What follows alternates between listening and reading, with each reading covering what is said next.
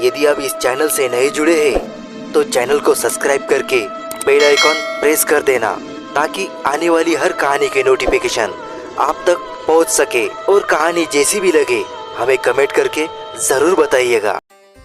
लड़की की प्रेतात्मा, ये एक सच्ची कहानी है जो कि आज मैं आपको बताने जा रहा हूँ। ये कहानी एक ऐसी लड़की की है जिसकी मौत एक रोड एक्सीडेंट में हाईवे पर हो गई थी।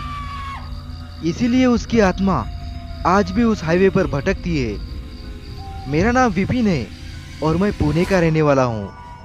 मैं एक टीचर हूँ और मुंबई में रहता हूँ।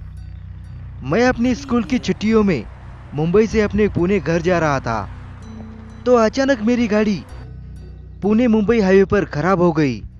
उन दिनों बारिश बहुत ज़्यादा थी। शायद इसी के चलते मेरी गाड़ी में पानी आ जाने के कारण वो हाईवे पर खराब हो गई। वो भी रात के 11 बजे थे। इतनी रात को भला क्या किसी की मदद मिल सकती मुझे? तो मैं खुद ही गाड़ी से उतरकर उसे ठीक करने की कोशिश करने लग गया, लेकिन वो ठीक ही नहीं हो पा रही थी कि तभी मुझे दूर एक साया सा खड़ा दिखाई दिया।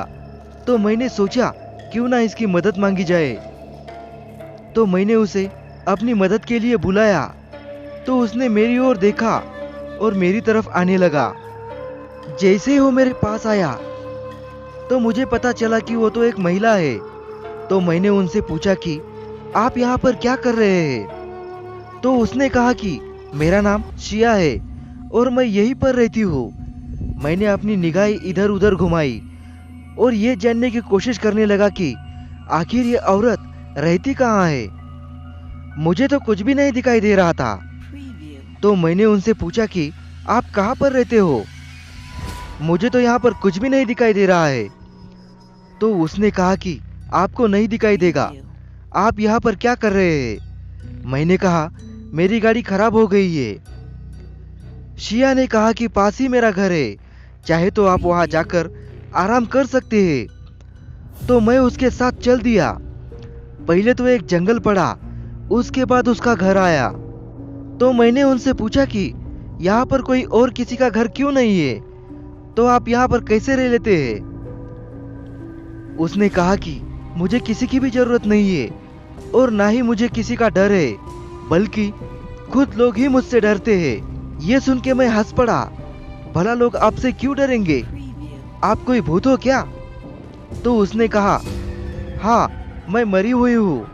मुझे लगा वो मेरे साथ मजाक कर रही है, लेकिन जब उसने अपने बारे में बताना शुरू किया तब मुझे उसकी बातों पर विश्वास हुआ कि वो जो कह रही वो एकदम सच है, कि वो मरी हुई है और लगभग 15 सालों से यहीं पर भटक रही है।